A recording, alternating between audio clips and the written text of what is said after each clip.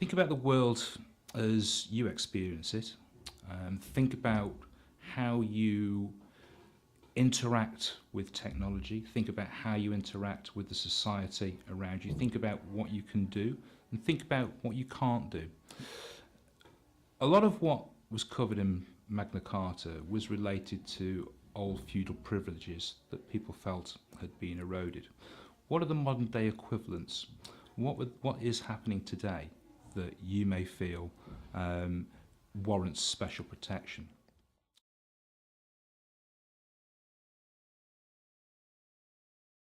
So my role is a rather long job title. I'm Director of the Chief Executive's Office. What that means in practice is that I support our governance bodies, our elected board and its subcommittees to do their job. And I'm also responsible for political advocacy across the UK and for our human rights programme, so looking at what we're doing on business and human rights and women's human rights and the arms trade and for refugees. So it's a diverse job, but one that has continued to give me enjoyment every day. My entry into Amnesty was professional. I worked many years ago before I joined the organisation as a parliamentary officer, as a lobbyist. And what excited me about Amnesty was the idea of putting those skills, that background to use in a way that was about promoting human rights at home, but also particularly abroad. And that's something that I've been doing now for the best part of 16 years, and it remains relevant and fascinating to me today as it did 15 years ago. Always interested in human rights. I'd say that it was from a casual observer's perspective. I think what particularly interested me was power and the way that people can use power for the good or abuse power in a way that diminishes other people's lives. As I've come to know human rights, that interest in power play has been accentuated, and you come to understand, or I come to understand human rights really as a way of both restraining the powerful but also making claims on what they can do to help you enjoy a dignified existence. So that's my intellectual curiosity in human rights. I think from a practical term, what they mean is that people from around the world, governments from around the world, have come together and they've agreed a set of absolutely minimum standards which all states should be following. And part of our job as Amnesty International is to try and hold states accountable where they're failing to fulfil those responsibilities. It's been a convention for as long as we've had a postal service that the state really shouldn't be opening up your letters unless it's got due cause. However, we're discovering that the National Security Agency in America and GCHQ in the UK might be monitoring your electronic communications. Is that right? Is that something which warrants the kind of protections and the kind of safeguards for your privacy that you would expect through a postal service? That's a very modern day, and I'm not going to give the answer to that. That's something for people to explore in April. But it's posing a question about the modern world and where you might want to assert particular rights if you believe them to be valid. Another example, though, is not necessarily drawing from your own experience, but what you see in society around you and people who are potentially less fortunate. So if you are looking at somebody who is vulnerable, somebody who is potentially disabled, who is on benefits, we are aware of lots of controversies going around about how do we best square our national budget and provide security for people. I'd encourage people to think about that and to think about what kinds of support and protections we should provide to them in a modern day Magna Carta. In short, don't just think about liberty from the state, think also about claims that you might want to place on those with power to help people live a dignified existence.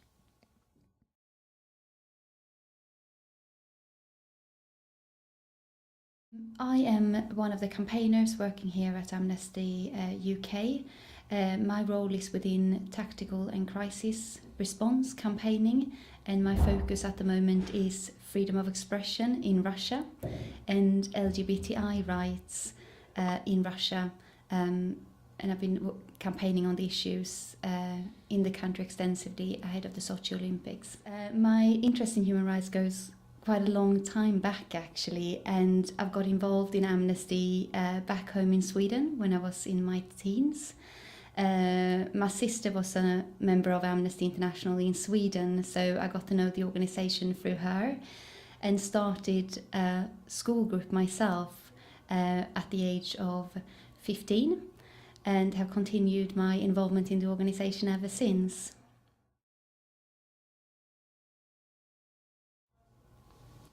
It's a big task, and human rights incorporates so many different aspects. Obviously, the world we live in today, society has moved on. The world we're living in have moved on since Magna Carta was written 800 years ago. So it would be to consider rights that were not thought about by the time the Magna Carta was written. So these could be rights concerning the rights of lesbian, gay and bisexual people, for example, which I think is a really important aspect of the human rights work that I'm doing here today at Amnesty, for example, in the context of Russia and the campaign that we're running on Russia at the moment. So yeah, to reflect modern societies and the issues that we are facing today. Okay, think very hard about, your own experiences and the experiences about, of your parents and your parents' parents before them. Take that into consideration, because that will inform, the kind of rights that you think are most important for you going forward today. And I think that's the main kind of advice I'd give. Just kind of look at the experiences of people around you if you think you're stuck for ideas, and try and make that translate into the type of rights that you think are important for today.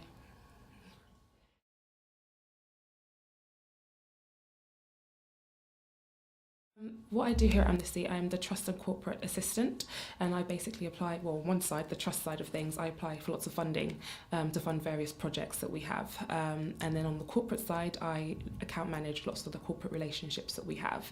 I'm also seeking out new ones, so doing research to find different companies that we could work with. And as you can imagine, the kind of due diligence is quite astounding for that, but that's another aspect of my job. And I also kind of manage the volunteers within Amnesty and our team. And I first heard of Amnesty, I guess you could say, while I was a student at college, and we had to take compulsory RS lessons. I went to a Catholic sixth form, and I think it was Christmas time, and it was, I think, what they call Right for Rights, and that was the first time I heard of Amnesty. Just doing things to writing postcards to people who'd been wrongly imprisoned or people who were considered to be prisoners of conscience, that kind of thing. So that's the first time I was like, oh wow, Amnesty is a great organisation. It's somewhere I'd love to work one day. And I started volunteering for Amnesty in 2013. On the media awards, and I was basically just helping the event producer with a lot of the things that she was doing, so getting judging packs together and attending judging meetings, and the media awards are it's a celebration of human rights journalism across the board, so newspapers, magazines, and all that kind of thing. And then I got a job here in December, so that was great, yeah.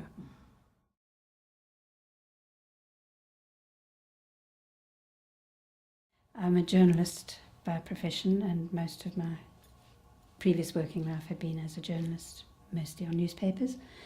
And then I worked for an NGO on their Southern Africa desk for a while, and then after Mandela was elected in the first new constitution, I left there, freelanced for a while, and then came to work for Amnesty to edit their magazine. But to make it practical and to make it sensible, you can be very idealistic, but you also have to make it work. I think also To me, it's also about looking at your next door neighbour and people down the road, and what would it all mean for them? How would their lives be affected and changed? How can it all be made better? People get very protective about their own privilege, sometimes when they have privilege to protect, but it's not necessarily the way to protect your future. To look after, your own advantages doesn't always mean that your children are going to have the best future anyway.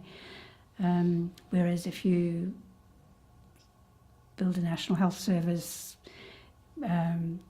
make sure that everyone's going to get a good education and, as healthy a life as they can have, and those kinds of things, maybe you'll have a much better future and they'll have a much better future. It's how you put those things into a Bill of Rights in a practical sense. I'd advise them to look far, so not to just think of their own immediate environment or even the UK, but to look at what you see in the news every day. Look at how people's rights might be violated in countries around the world, and to think as well about how things have changed. Obviously, Magna Carta 800 years ago was a very, very different situation to the world situation today. So what new kinds of rights might people need today that, weren't even thought of or applicable so many years ago?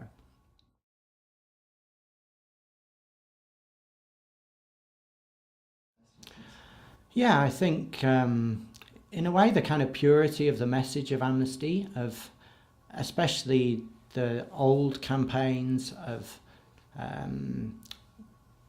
campaigning for people who'd been imprisoned just for what they'd said or what they'd written, or for their thoughts, really. So yeah, I think that always appealed to me, that idea that we're very lucky to live in a country where you're not generally put in prison just for something that you've said or for criticising the government, and to think that some people are in other countries in the world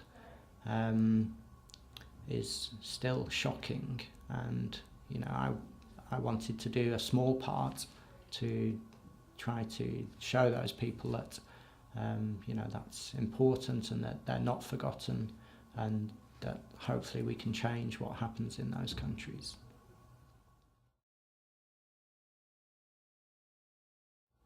In the context of the current Russia campaign that we are running, there's a recent law implemented in Russia calling for all non-governmental organizations that receive foreign funding, for example, or carry out any politically motivated activity, which is obviously a very loose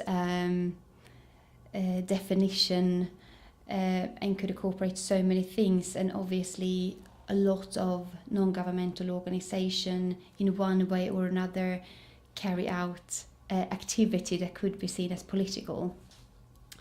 Now the new legislation is calling for all organisations that receive foreign funding or participate in political activity to register as foreign agents, which basically make it more complicated for the organisations within the country to carry out their work.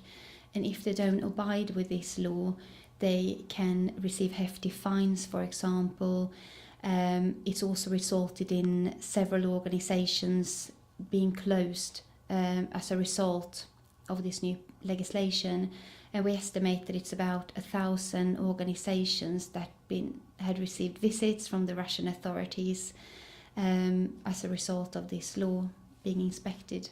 In my own personal experience, I took a sabbatical from Amnesty actually for a year and spent some time in the Middle East, in Palestine, and saw human rights abuses happening there. So I think one of the rights that was enshrined in Magna Carta was actually the right to a fair trial and the right to a hearing, so to be brought before your peers and to be judged whether your detention was lawful or not. And that's a right denied to Palestinians under occupation, and it's a right denied to hundreds of men who've been through Guantanamo Bay in Cuba. So I think that right to a fair trial and the right to a hearing are still absolutely crucial, and it's still something that we haven't got right in hundreds of years, that we're still holding people without trial. We're still holding people on some vague idea that that's going to keep the rest of us secure. I think there's nothing like seeing things firsthand. So seeing children tear-gassed on their way to school, seeing children being arrested, blindfolded, taken away, humiliated, beaten, and then returned to their families, and going to speak to those families, speaking to those children. Although we see every day at Amnesty stories of these kinds of things, when that's happening to your neighbour or someone who's living in a community where you're based, it's happening in front of your eyes, then of course that has a massive impact on you. And you as well feel your privilege that you are in a situation as an international observer where, yeah, you might be arrested, but you're not going to be held in prison for months without a trial. You're going to be assisted by your consulate or by your friends. You're in a very, very different position to people who are just being discriminated against and being oppressed. So it really makes you realise how privileged we are to enjoy the rights that we have.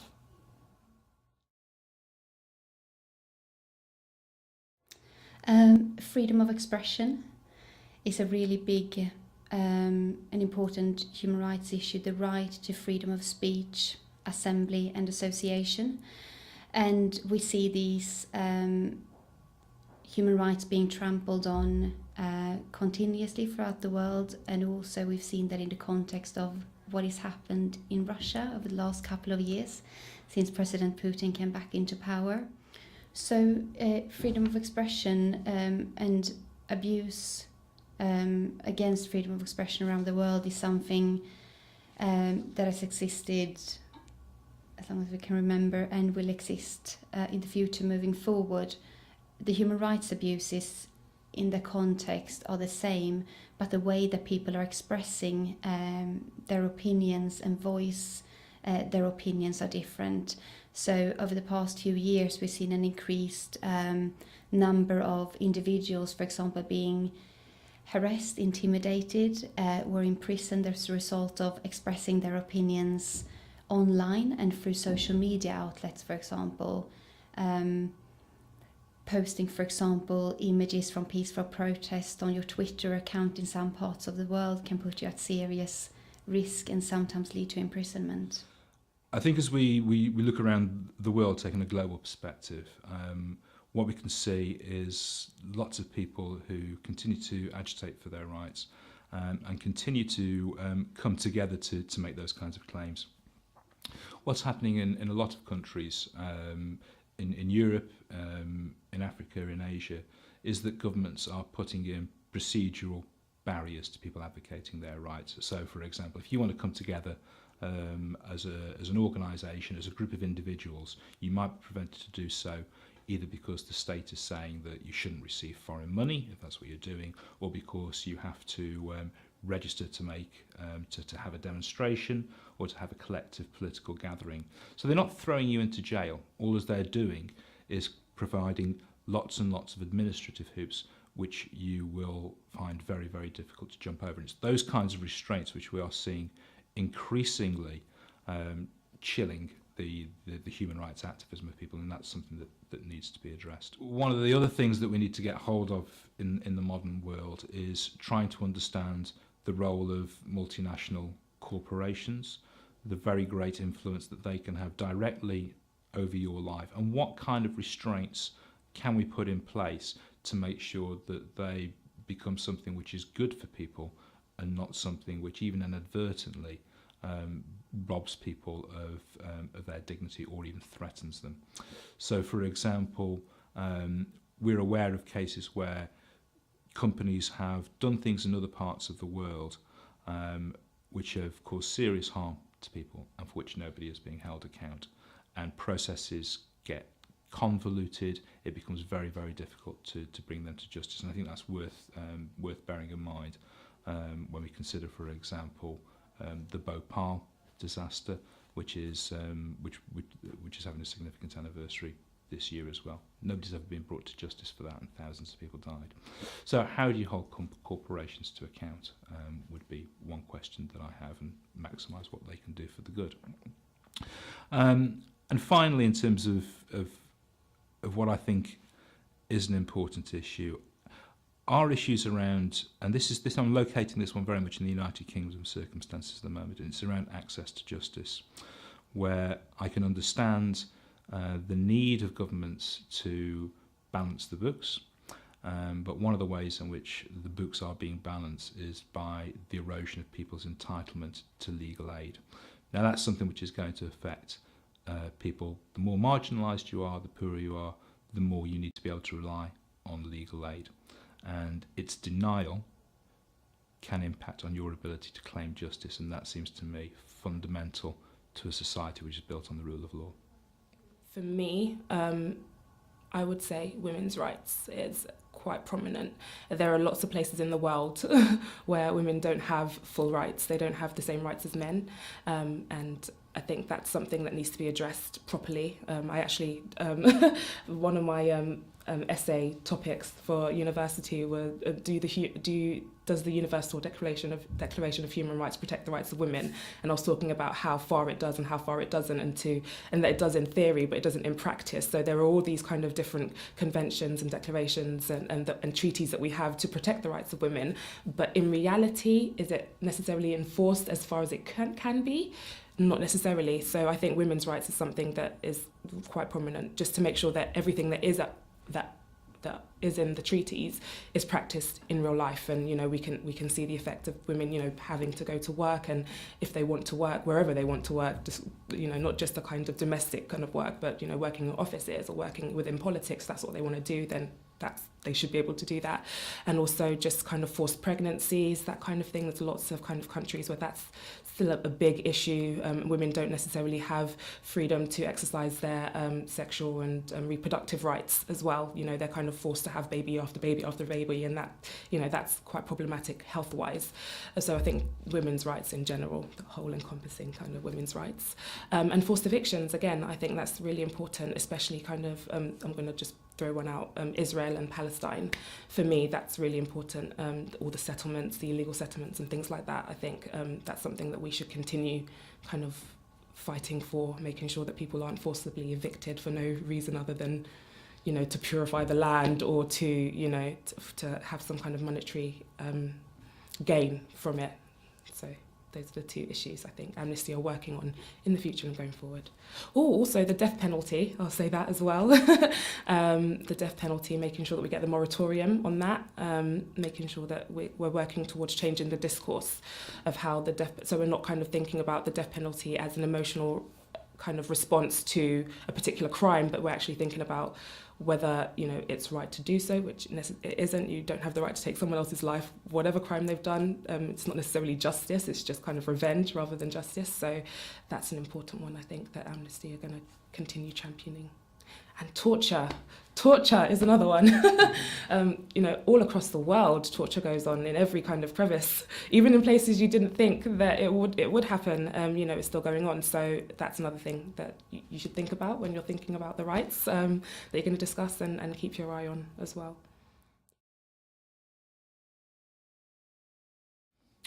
Okay, I think that I would start with Magna Carta. I would start with one of the elements of that is still ringing true, and that is the right to a fair trial.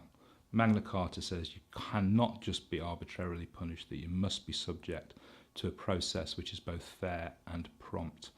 That, I believe, is something that needs to be safeguarded in any kind of modern day version of Magna Carta. The need for that is as relevant today as it was 800 years ago, and you only have to look around the world to see the ways in which it is too frequently violated, either because justice systems are inadequate or because they are deliberately targeting people who don't comply with the wishes of the sovereign, as it were.